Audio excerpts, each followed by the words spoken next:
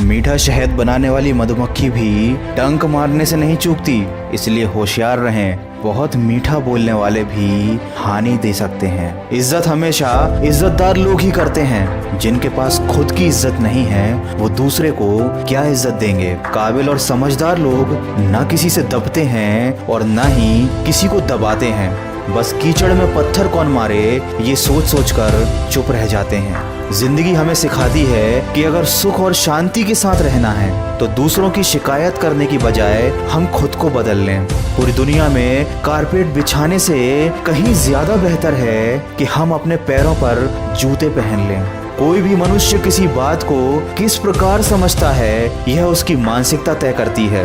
जैसे कोई दूसरे की थाली से छीन कर खाने में भी अपनी शान समझता है तो कोई अपनी थाली में से दूसरों को निवाला खिलाकर संतुष्ट होता है। ये सारा खेल संस्कार, समझ और मानसिकता का है।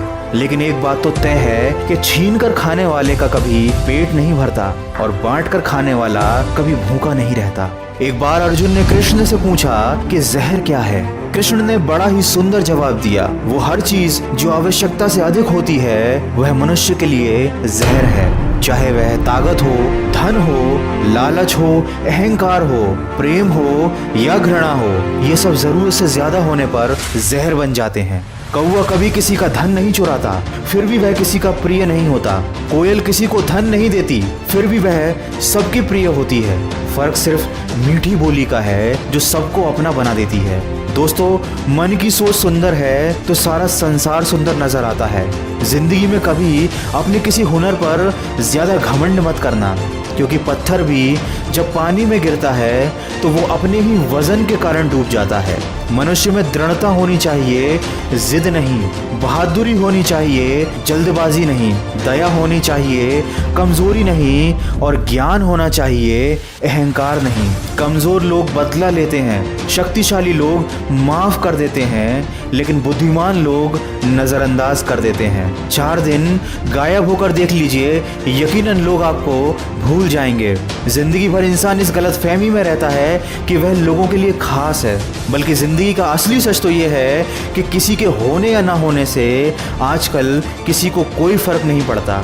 लोग केवल अपनी ज़रूरत के हिसाब से आपको याद करते हैं।